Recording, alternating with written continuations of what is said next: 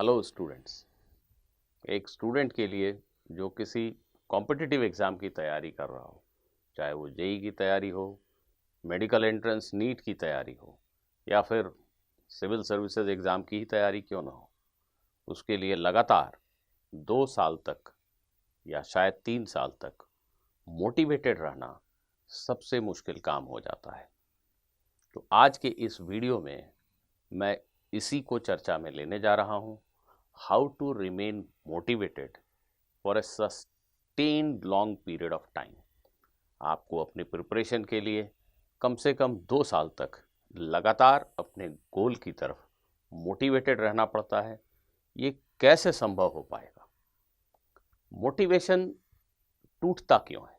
एक स्टूडेंट जो जेई की तैयारी करता है वो 10th के बाद अमूमन किसी कोचिंग इंस्टीट्यूट को ज्वाइन करता है, या एक स्टूडेंट जो ग्रेजुएशन के बाद किसी सिविल सर्विसेज के कोचिंग इंस्टीट्यूट को ज्वाइन करता है, उत्साह से भरा होता है, फिर उसका मोटिवेशन कुछ एक महीनों में टूट क्यों जाता है? सबसे पहले इसके कारण को समझना बहुत ज़रूरी है। सबसे प्रमुख चीज़ जो होती है वो ये है,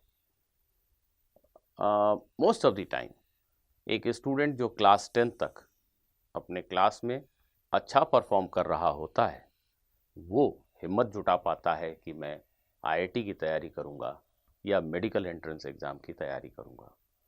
उस स्टूडेंट ने आज तक शायद पहली क्लास से लेकर 10th क्लास तक हर क्लास में बहुत अच्छा स्कोर किया है। टॉपर ना सही, वो अपनी क्लास में टॉप 5 में ज़रूर रहा होता है। तो उसे अच्छा मार्क्स पाने की हमेशा से आदत सी पड़ गई होती है। जब वो किसी कोचिंग इंस्टीट्यूट में आता है तो सबसे पहला झटका उसे तब लगता है जब उसे अपने क्लास में वो रिकॉग्निशन नहीं मिलता जो उसे आज तक अपने स्कूल में मिला करता था। उसके स्कूल के टीचर हमेशा कहा करते थे कि देखो, इसके जैसा पढ़ना सीखो।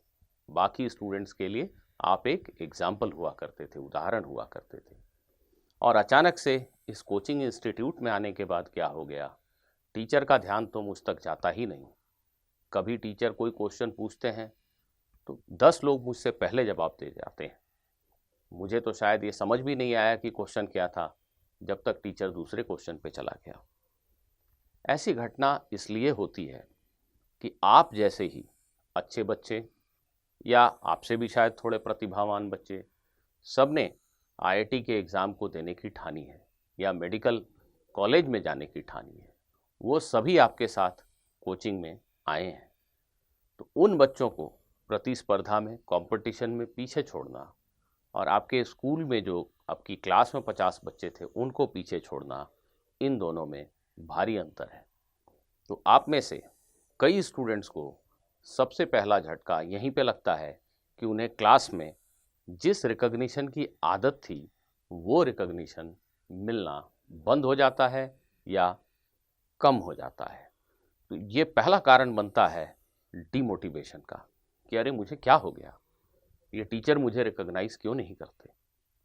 फिर अगर आपने किसी कोचिंग इंस्टीट्यूट को ज्वाइन किया है तो वहाँ लगातार शायद हर 15 दिन पे या 1 महीने में टेस्ट हो रहे होते हैं, और उन टेस्ट में आपका रिजल्ट उस तरह का नहीं आता जैसा आपके स्कूल एग्ज़ाम में आपके रिजल्ट आया करते थे। आप टॉपर या टॉप 5 में हुआ करते थे और यहाँ अचानक से आपको दिखता है कि 60 बच्चों की क्लास में आपकी पोजीशन 50वीं है या शायद उससे भी पीछे है या किसी की 40वीं है। तो इसकी आपको आदत नहीं थी और अचानक से ऐसा होने से आप डीमोटिवेट होने लगते हैं। आप में एक एंग्सियसनेस आ जाती है और आप अपनी इस स्थिति को सुधारने के लिए फिर बेसिकली किसी झोला छाप डॉक्टर की सलाह लेना शुरू करते हैं और स्थिति को और बुरा कर देते हैं। तीसरी सबसे बड़ी वजह जो इन 2 कारणों से ही उत्पन्न होती है कि हमें रिकॉग्निशन नहीं मिल रहा है, हम लगातार कई टेस्ट से अपने पोजीशन को, अपनी रैंक को सुधार नहीं पा रहे हैं। इससे हमारे मन में ये बात गहराई से बैठने लगती है कि जो टॉपर स्टूडेंट्स हैं उनको भगवान ने कुछ अलग दिया है जो हमें नहीं दिया। अर्थात हम अब अपने आप से हटकर बाहर की चीज़ों को दोषी मानने लगते हैं। हम ये सोचने लगते हैं कि हमारी जीन्स में ही कुछ कमी है, भगवान ने ही हमें उतना अच्छा दिमाग नहीं दिया जिसकी वजह से मेरी रैंक इन टॉपर्स की तरह अच्छी नहीं आ पा रही है। बच्चों, जैसे ही हम इस स्थिति में आ गए तो समझ लो हमने अपने आप पर से कंट्रोल ही खो दिया। अब हम अपने से बाहर दूसरी तमाम चीज़ों को अपनी खराब दशा की वजह मानने लगते हैं। यहाँ से स्थिति बद से बदतर होती चली जाती है। इन सब का परिणाम कुल मिलाकर ये होता है कि हमारे अंदर एक भय सा बैठ जाता है।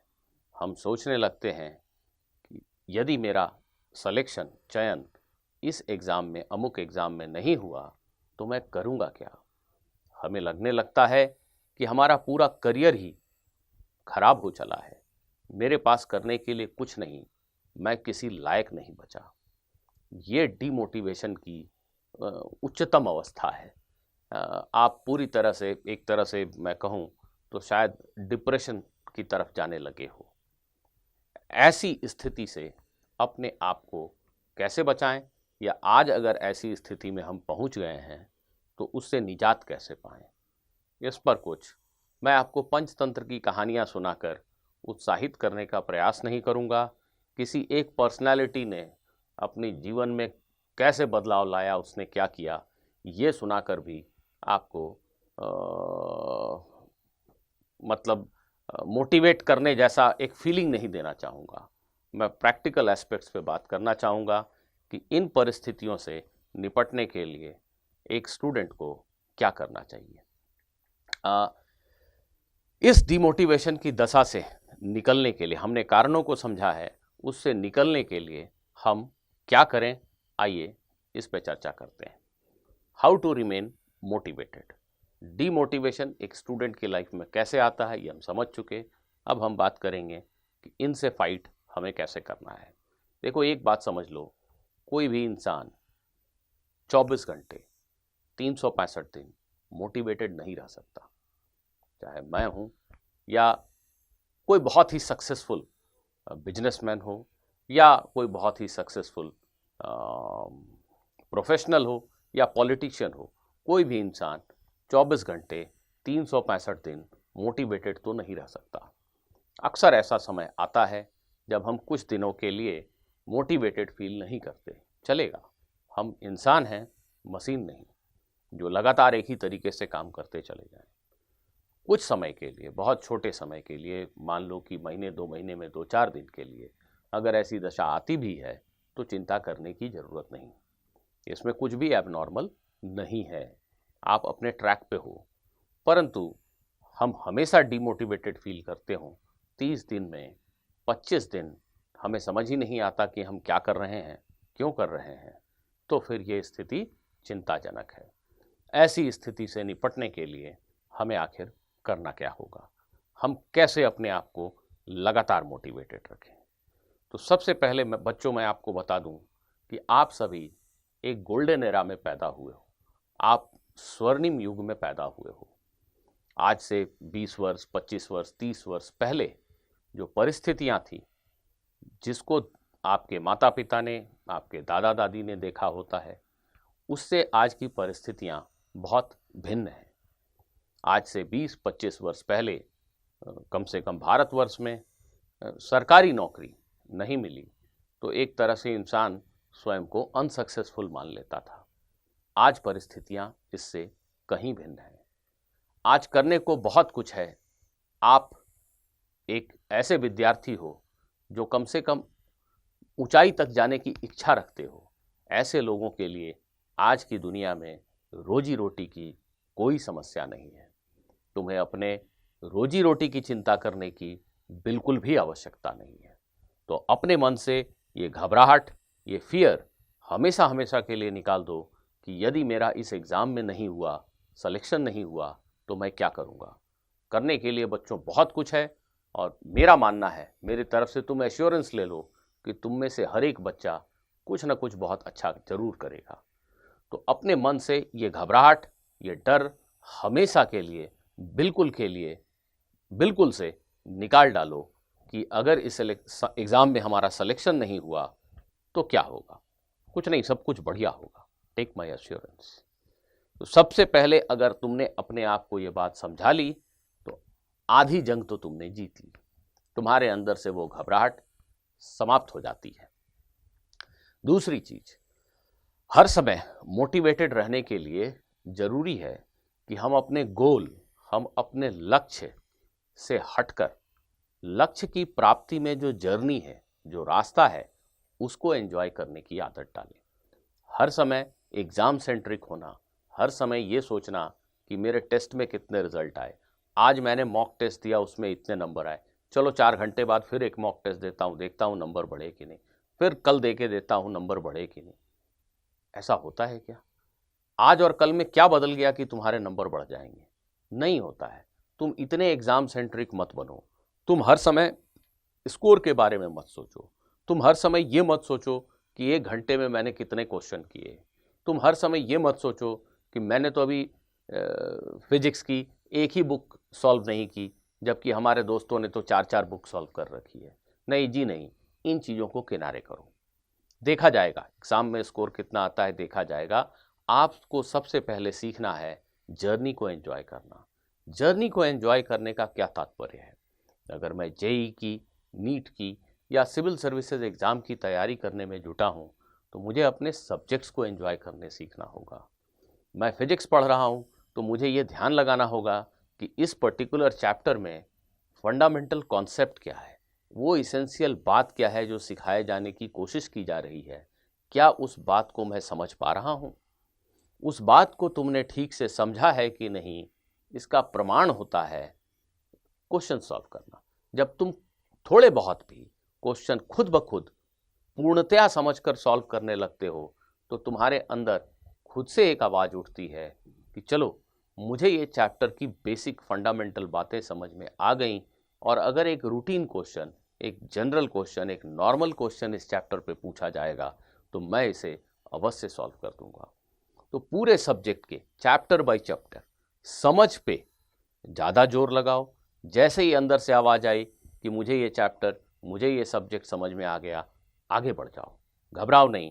स्कोर कितना आ रहा है ठीक है, वो इम्पॉर्टेंट है, पर उस पर ओवर फोकस्ड होने की आवश्यकता नहीं, क्योंकि अगर आप हर समय स्कोर के बारे में सोचोगे, हर समय ये सोचोगे कि मैंने 1 घंटे में कितने क्वेश्चन किए, तो उससे, ये सोचने मात्र से, अगले 1 घंटे में जो तुम क्वेश्चन सॉल्व करने जा रहे हो या अगला जो एग्ज़ाम तुम देने जा रहे हो, उसमें तुम्हारे स्कोर नहीं बढ़ने वाले, कुछ भी परिवर्तन नहीं होने वाला।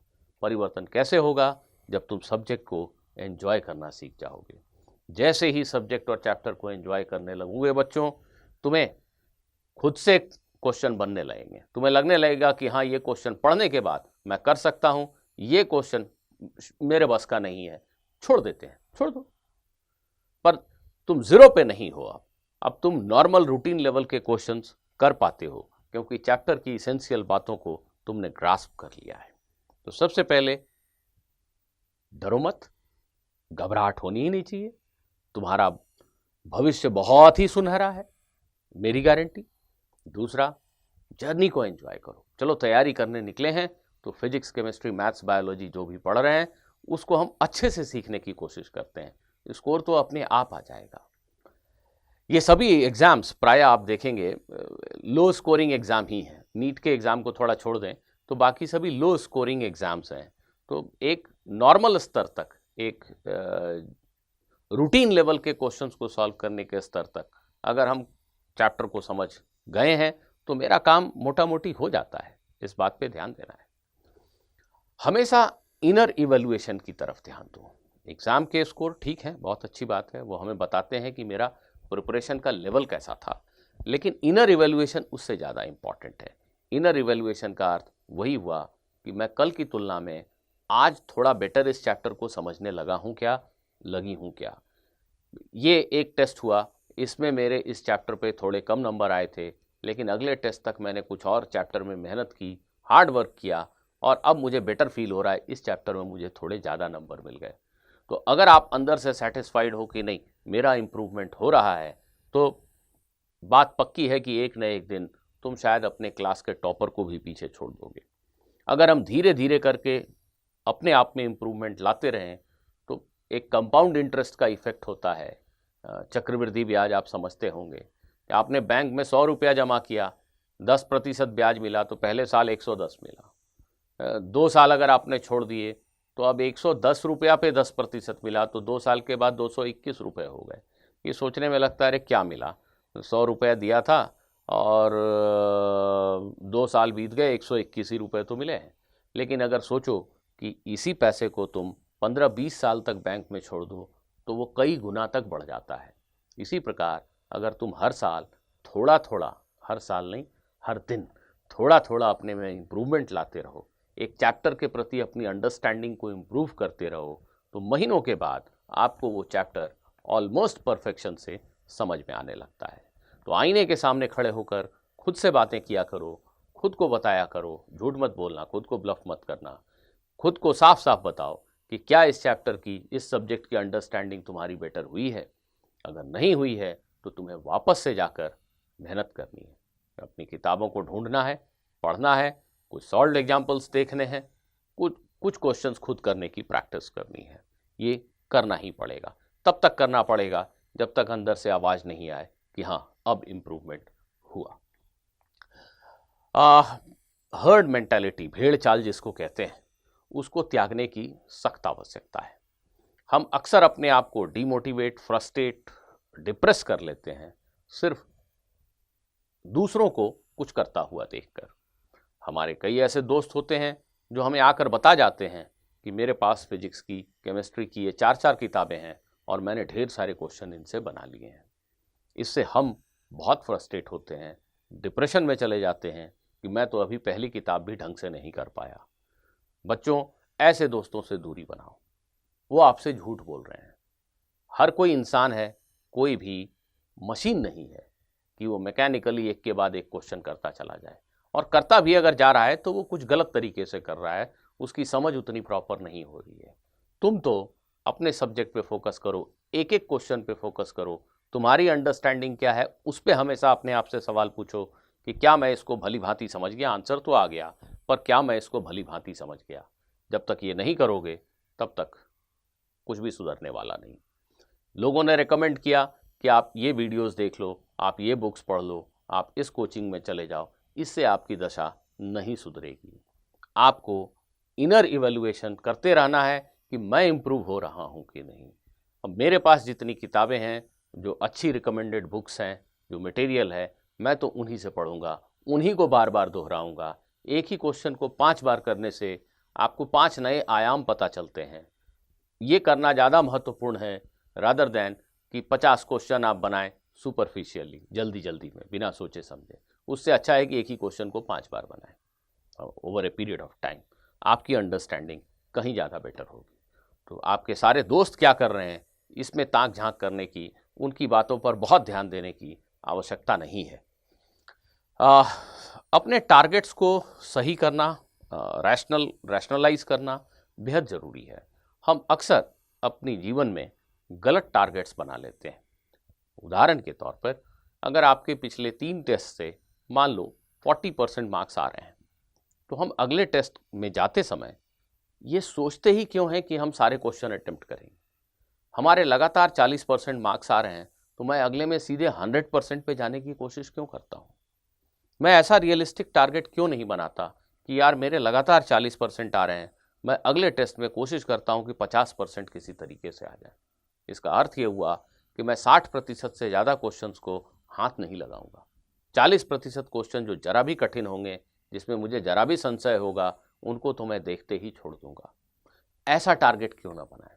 जब मेरे 50% आने लगें तब मैं सोचूं कि अब अगले टेस्ट में मुझे 60% की कोशिश करनी है। 60 आने लगें तो सोचूं कि 70-75 लाने की कोशिश करनी है। ऐसे रियलिस्टिक टारगेट्स बनाएं। पढ़ाई के वक्त भी सुबह उठते ही ये टारगेट ना बनाएं कि आज मैं पूरे दिन में 15 घंटे पढ़ूंगा। कोई इंसान 15 घंटे कैसे पढ़ सकता है। आप टारगेट ये बनाएं कि मैं एक्सरसाइज करूंगा, मैं खुश रहने की कोशिश करूंगा और जी जान लगा के, पूरी तरह ध्यान लगा के 4-6 घंटे या शायद 7 घंटे पढ़ाई करने की कोशिश करूँगा। और उस पढ़ाई के दौरान मैं ये चैप्टर, ये टॉपिक अच्छे से पढ़ने की कोशिश करूँगा। तो अपने टारगेट्स को सही बनाइए, तो आप उसे अचीव करेंगे। और आप जब अपने टारगेट को अचीव करेंगे तो आप अंदर से मोटिवेटेड फील करते हैं कि देखो, मैंने जो टारगेट बनाया था वो मैंने अचीव कर लिया, अब मैं अगला टारगेट बनाता हूँ। बस आपको अपने प्रति उत्तरदायी होना है, दूसरे क्या सोच रहे हैं इस पे ज़्यादा ध्यान नहीं देना है। दूसरे आपको हैं ही डिस्ट्रैक्ट करने के लिए, डिमोटिवेट करने के लिए। ऐसे सभी लोगों को अवॉइड करना शुरू कर दें जो आपको डिमोटिवेट करते हैं। ऐसे दोस्त जो हर वक्त आपसे ये बताते हैं कि वो कोचिंग अच्छी है या वो बुक अच्छी है, मेरे पास इतने बुक हैं, मैंने इतने क्वेश्चन कर लिए, ऐसे दोस्तों से धीरे धीरे करके दूरी बनाएं। ऐसे लोगों के साथ जुड़ें, ऐसे लोगों के साथ समय बिताएं जो आपको मोटिवेट करते हैं। जी हाँ, कोई एक ऐसा दोस्त है जो आपके साथ 1 घंटे बैडमिंटन खेलने को तैयार है, तो बिल्कुल उससे दोस्ती बनाइए, बैडमिंटन खेलिए, गप्पे मारिए, ऐसी बातें कीजिए जो आपकी उम्र के बच्चे अक्सर दोस्तों के बीच में करते हैं। बिल्कुल कीजिए, हंसी ठहाके होने चाहिए, आपका मन प्रफुल्लित हो जाएगा। ऐसे लोगों को दोस्त बनाइए जो आपके साथ सब्जेक्ट को डिस्कस करना ठीक समझते हैं, आपके डाउट्स आंसर करने में परहेज नहीं करते, उनसे कोई क्वेश्चन न बने तो आपसे पूछने में झिझकते नहीं। ऐसे लोगों से दोस्ती बनाइए, ऐसे लोगों से दूर भागिए जो हर वक्त अपनी बड़प्पन बताकर आपको डिमोटिवेट करने की कोशिश करते हैं। ये बहुत ही आवश्यक है, बहुत ही आवश्यक है। अपने इस पूरे जर्नी में आपके पेरेंट्स का रोल बेहद अहम हो जाता है। बच्चों, अपने पेरेंट्स के एक्सपेक्टेशन को भी रैशनलाइज करना आप ही की जवाबदारी है। आप अपने पेरेंट्स को ब्लफ मत कीजिए कि मैं बहुत अच्छी तैयारी कर रहा हूँ, मैं इतनी रैंक ले आऊँगा, ऐसा कुछ मत बताइए। आपकी जो इनर फीलिंग है उससे थोड़ा कम ही बताइए। आप उन्हें बताइए कि देखो, मैं जी जान से कोशिश कर रहा हूँ, मैं अपनी तरफ से ईमानदार कोशिश कर रहा हूँ और मैं लगातार इम्प्रूव कर रहा हूँ। मुझे लगता है कि मैं ऐसे ही इम्प्रूव करता रहा तो IIT में या नीट में या IAS के एग्ज़ाम में ज़रूर सेलेक्ट हो जाऊँगा। पेरेंट्स को भी आपकी सच्चाई पर भरोसा जागेगा। अगर आप बार बार उनसे कुछ झूठ बोलेंगे या छुपाएंगे तो आपके माँ बाप है ना, वो एक दिन समझ जाते हैं और फिर उनका बिहेवियर भी आपके प्रति थोड़ा बदल सा जाता है। तो किसी को ब्लफ मत कीजिए, सबसे पहले स्वयं को ब्लफ मत कीजिए, अपने पेरेंट्स को ब्लफ मत कीजिए, अपने टारगेट्स को सही कीजिए और सबसे इम्पॉर्टेंट, फिर से दोहरा दूं, अपनी इस यात्रा को, अपनी इस प्रिपरेशन की यात्रा को भरपूर एंजॉय कीजिए। हर क्वेश्चन को, हर डिस्कशन को गहराई से समझने में लग जाइए। कि ये ज़रूर सोचिए कि भाई, न्यूटन को ये लॉ ऑफ ग्रेविटेशन कैसे समझ में आया, वो कैसे सोच पाया, उसने कौन कौन से रैशनल कंक्लूजन्स ड्रॉ कीजिए। इसको एंजॉय कीजिए, इस सोच को कि एक व्यक्ति ऐसे कैसे सोच सकता है, कितनी गहराई से सोचता रहा होगा, एक ही प्रॉब्लम को दिन रात, सुबह शाम, खाते पीते, नहाते धोते ओढ़ कर रखा उसने उस प्रॉब्लम को। ऐसे ही आपको प्रोसेस में मज़ा आने लगेगा। आपको भी कभी कभार ऐसा लगेगा कि ये क्वेश्चन लगता है कि बस मैं बना ही लूँगा। आप भी खाते समय उसी प्रश्न के बारे में सोच रहे होंगे और अचानक से नहाते नहाते वो क्वेश्चन सॉल्व हो जाएगा। जी हाँ, इस यात्रा को एंजॉय कीजिए, बड़ी रोचक यात्रा है। परिणाम के ऊपर बहुत ज़्यादा फोकस्ड होने की आवश्यकता नहीं। क्यों? क्योंकि आप स्वर्णिम युग में पैदा हुए हैं, आपको घबराने की जरूरत ही नहीं है, आपको रोजी रोटी की चिंता ही नहीं करनी है।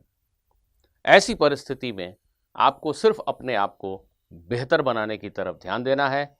अपनी तुलना, अपना कंपटीशन मेनली, मूलतः स्वयं से है। मैं हर दिन अच्छा कर रहा हूं कि नहीं, मैंने आज अपने टारगेट के अनुरूप कार्य किया कि नहीं। सिर्फ इन प्रश्नों का उत्तर स्वयं को देते रहें रात को सोने से पहले। ऐसे ही अपनी यात्रा को आगे बढ़ाते रहें। कुछ महीनों में, शायद 1 वर्ष में हो सकता है, आप देखेंगे आप बहुतों से बहुत आगे निकल गए। तो बच्चों, आशा करता हूं कि मेरी एडवाइस पूरी नहीं तो कुछ बातें आपको अच्छी लगी और आप इसे ज़रूर अपनाएंगे। धन्यवाद।